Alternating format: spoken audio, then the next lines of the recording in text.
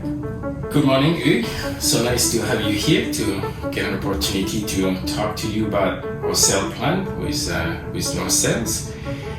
Before we start, maybe can you give us a little introduction about yourself? Yeah, I'm Hugues Destremaux. I work for North Sales since 12 years now. Mm-hmm. I've been in the sale making business since 25 years. Learned the job in the US. Yeah. And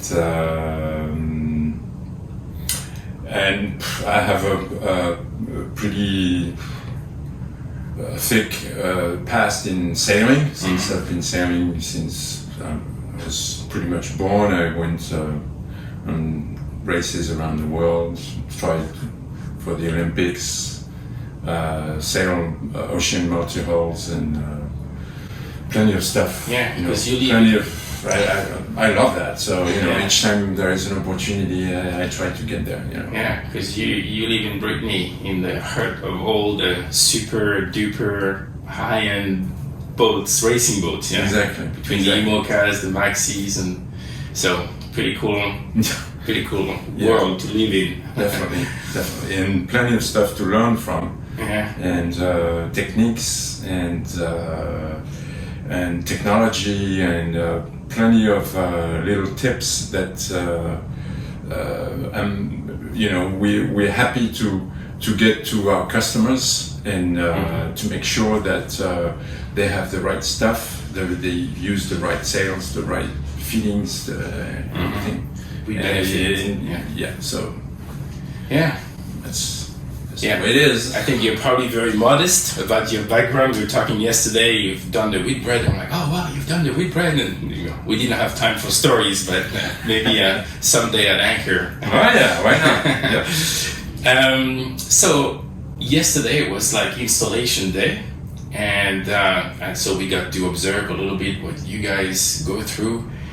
This is pretty extensive work, and can you maybe describe to help viewers understand the work involved, like for example the main? Okay, so yeah, the sails are coming in a truck, folded and rolled up, and we need to get them hoisted on the boat. So in order to do that, we need to fit the buttons, lay the sail down, install the lazy back, raise the sail up on the boom, the cars, and fit the cars, obviously, all the bungee cords at the right place, the lashing and this and that. And then when you have locks on reefs, then it adds a little more complexity. You're welcome. We added a little bit more work for you guys. So the locks is what we refer ourselves with reefing hooks, but reefing hooks. That keeps you from having the reef lines tensioned while loaded. So yeah, it has to fit and requires a little bit of adjustment. Yeah. So that's what we did yesterday. The good part was that the boat was mostly head to wind. Wind was moderate. Sky was bright. Nice temperature. Perfect day. Yeah, that was a good day. Good. And then once you're done with all this installation for every single sail, and we have a few, then the next step is to do a sea trial, to go at sea. And that's going to be for this afternoon. There were a few big decisions, but one is the material that you're going to go with. So in our old boat, we used to have Dacron sails, but now we're buying a performance-oriented boat. So we naturally drifted towards the 3DI sails. And one thing especially that we liked about North Sales is in this world of 3DI, there was different levels. And especially, so there was the 3DI Ocean that seems to fit really well with the type of cruiser sailors we are. So we'd love for you to kind of give us an overview of the benefits of this ocean. When someone is interested in North Sales and 3DI, they usually are thinking, I mean, they've heard about 3DI through sailing magazines, whatever, video and stuff like that, and it's usually related to performance. And so North Sails decided to use the racing technology, which is pretty much the molding. Each sail is molded individually on a mold that, you know, shape up, and the racing sails are of course, okay, they made their point and they made their publicity and everything, so, but which is good and made around the world in racing and this and that, but we felt like it was not good enough for cruisers like blue water sailors, sorry. So we decided to make a 3DI Ocean, which is which enhances the durability and the lifespan of each sail. And in order to achieve that, we kind of diminished or even erased all, erase or stop. I mean, didn't put any aramid in the sail, but and more Dyneema along with polyester. So those fabric are just made to last, really. It resists against UV. It's very good when you flake it and squish it. You know, if you don't behave well with your sails, they forgive you. They forgive you more than aramids. And we thought, and it's covered with a taffeta on the outside. So it makes the combo more durable at the expense of a little more weight. Yeah. You know, like 3, 4, 5%, depending on the thickness of the sail or whatever. Not a bad point is that it's cheaper than the other choice of 3DI. So 3DI Ocean is for blue water sailing. It is not as stiff and not as performant as Endurance or Raw, mainly because of the amount of Dyneema that we put in. But it's made for you if you want to go offshore, and if you're not in a rush, if you don't need to be first at the arrival or at the finish. Yeah. Well, I think what's important for most cruisers, it's a big investment, and we definitely we buy a performance-oriented boat, so we want to get kind of like the clothes to dress that boat that fits this boat, especially when everybody might have a different sailing style, but we kind of want to push the boat, sail the boat the way it's intended to be. But I think from a cruising point of view, we want to also preserve our investment, so we very much like that, the UV protection, the chafe protection, and kind of, we were willing to it's always compromise, but this compromise seems to be small compared to the benefits. So that's very much something that we when we discovered this about North Sails, we're like, you could get pretty much the same kind of program. The same feature on a panel sail, but then a panel sail would be heavier and not as nice looking. But the 3DI Ocean carries the very same technology as the 3DI Raw, like Ultim sails, J-class, whatever, America's Cup. The high-end. The high-end are all molded, and they all have tapes, laid and scarf and everything. Yeah. And you do have the same. So the technology is the same. Now the product we put into it is adapted to what you plan to do. Yeah. And along with the durability and the program and the price as well. Yeah. So then the first big question we went to you. I remember we were at the Lagoon Mod Boat Show and say, Hugues, we're getting a new boat, and then we have this question: should we get a staysail with a Genoa, or should we get a jib with a Code Zero? And can you give? So we had a long conversation. We had a long conversation, so we won't go through all the details. But can you kind of give some input, your personal input and general input, to help other cruisers go through this thinking process of what should be the plan Upwind? I have my gut feeling, and I'm going to give you my gut feeling. It might not be the same as ours. No problem. I'm happy to talk. The thing is, if we talk about just having one jib, self-tacking jib, and a Code Zero, okay, you're gonna be good in light wind because you're gonna carry a Code Zero, but reaching is going to be tough in more breeze because you're going to be loading your Code Zero a lot, and you're going to be maybe push too hard. So cruising wise, it might not be the best. If you want to push, it's okay. You know, the thing is, this self-tacking jib is difficult to furl.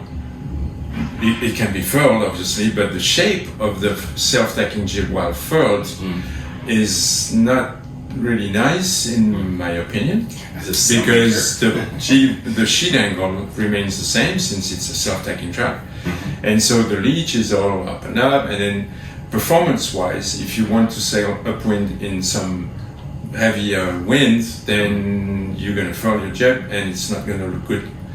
So you might be suffering a little bit about that and not liking your boat as much because of that. This being said, if you enter a channel and you have to tack every mile or so, then you're going to be perfect with your self-tacking jib. No story, it's okay. I'll leave you at that. But that's pretty much the only advantage I can see to the self-tacking jib. Respect to the others, no big deal. The other advantage I would see, if you blue water sailor and if you want to go way offshore in remote areas and stuff, is that you have a Genoa that you can furl, partially furl, if the wind starts to blow. But if the Genoa is not as good on reaching as the Code Zero. Yes. Okay. But if it starts to blow, you have a staysail, and your staysail is a lot nicer looking than a partially furled self-tacking jib. Meaning you're going to be saving your and the self-tacking jib is going to be used all day, all the time, and it's going to not last not as long. If you have two sails, then you're going to use one or the other, and you're going to salvage time. So to me, in not being pushy, because I'm not sure. We talked about a Code Zero, and I told you to just wait on this one. It might not be interesting for you yet. Maybe later, we'll see. Code Zero is kind of a heavy sail, expensive sail. If you want to make it good and take advantage of it. So for these reasons, and last thing is blue water sailor, if you have a problem, if you break one sail, you have another one. You will go home with a staysail even in light wind, but it's going to be a lot longer if you have a problem with your self-tacking jib, because you're on the jib. And if you think about all of these aspects, I mean, all of it, then to me it makes sense to have two head sails. Now, I guess the counter argument. Beam is one thing. The equipment, the price tag might be different. of course, and it makes sense. All of this makes sense. But if we talk sail plan, I'm stick to my general needs. as a sailmaker, as a sailor, as a racer. And the counter argument that I guess a lot of cruisers might make will be, well, I'm going to do a circumnavigation, I'll pick my days, mostly it's going to be downwind, so I'm going to favor my downwind sails. And I see your points, but based on my program as a cruiser, downwind mostly, then maybe I'll compromise here. So I guess that will be maybe what some cruisers will see. And our point of view was, we're buying a boat that can sail upwind in pretty strong conditions, and we're going for kind of long-term cruising.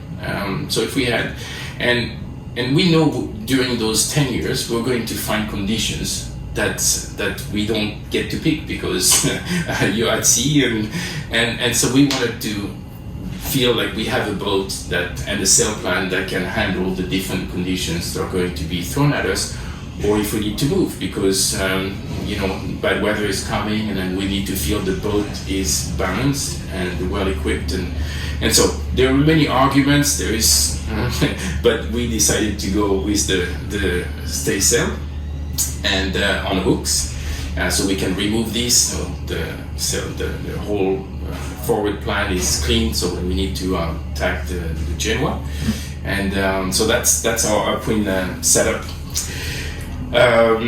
Now for the downwind, so we went with a combination of a code 65 and maybe like this terminology that is specific to North Sail, so maybe you can explain what North Sail defines as the code 65, and then we got an A2 asymmetrical Spinnaker.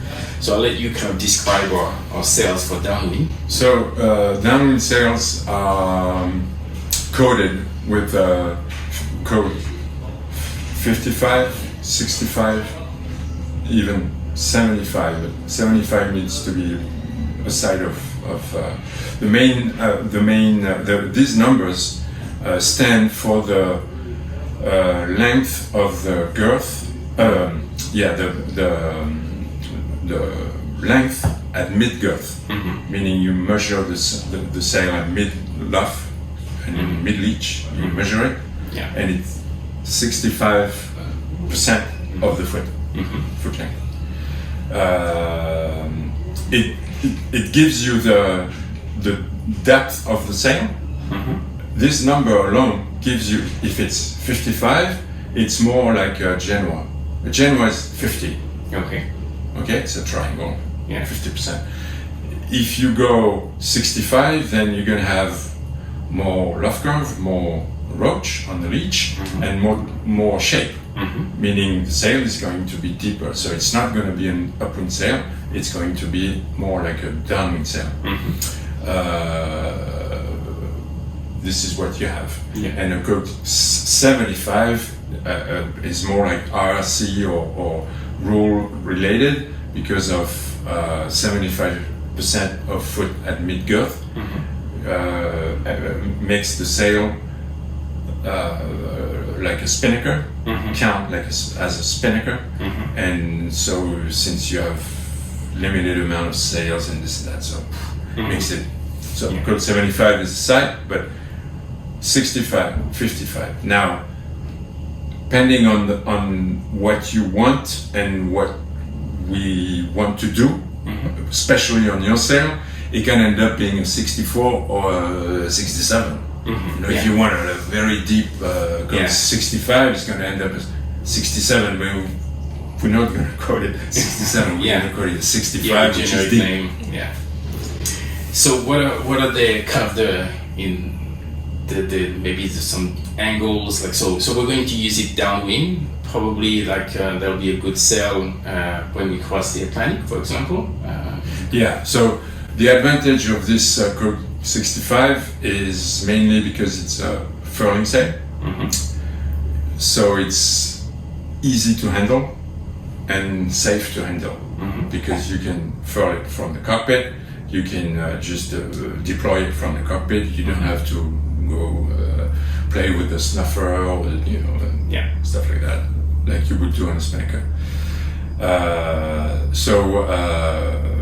But angle-wise, the Code 65 is designed to be,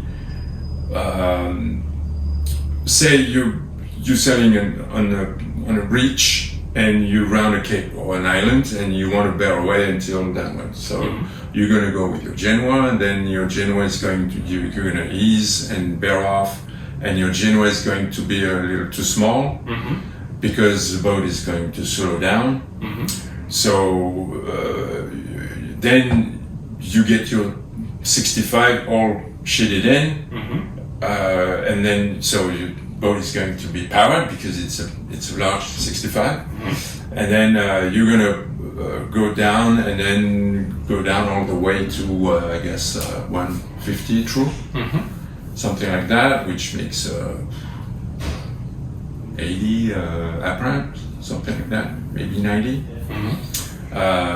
Depending on the wind, depending on the, of course, on the sea state and everything.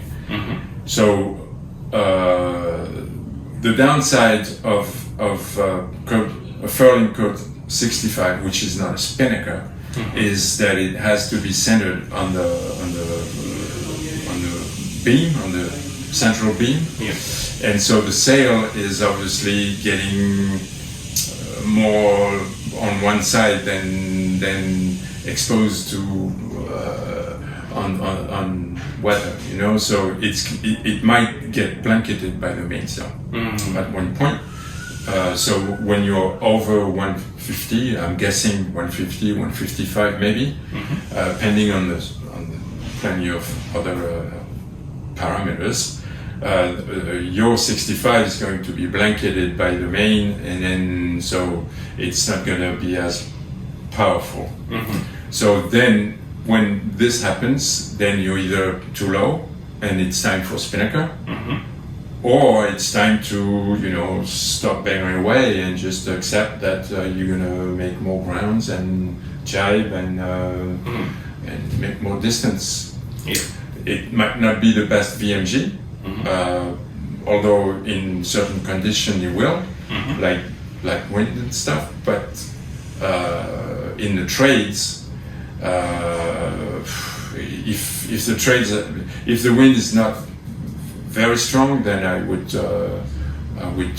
consider the Spinnaker. So then the A2. The A2.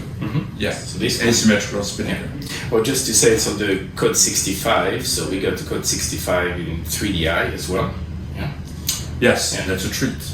It is a treat. It's a nice sail. We just deployed it this morning. It's a very nice sail. Everybody on board and all the workers, they're like, whoa, what kind of sail is that? So we decided to go with 3DI, and there was something when we visited the loft the first time in Minden. Per mentioned that, and he mentioned a little story about a sailor that tried different materials, and he says, "Oh, I should have gone straight away for this 3DI." Definitely, it influenced us about durability and stuff like this. But So wait, it's a light sail. It is not heavy. Like if the sail is not heavy, then you can carry it more in light wind, and then it's like a virtual movement, of using your sails, enjoying your boat, and so there's this. So then if it gets a little lighter, and then the asymmetric, so the A2. So that's also a big sail, but we will be able to carry it. That's more for lighter winds. Depending on your crew. If you have plenty of kids, happy to work and everything, then you can play with your kite, in stronger winds and enjoy your boat going surfing and everything. But if you cruise just like I'm guessing you are going to, 20 knots true is kind of the right time to just slow down, because if it tops 20 and then it averages like 15 or 18, then it's okay. You're gonna really enjoy your boat. But if it's if you're not really sure, and it might end up 25 through or even 28, then it's like a mess. It might be messy to just douse the snuffer and stuff. Might not be. It might be fun. Yeah. For a while, but it might not be comfortable.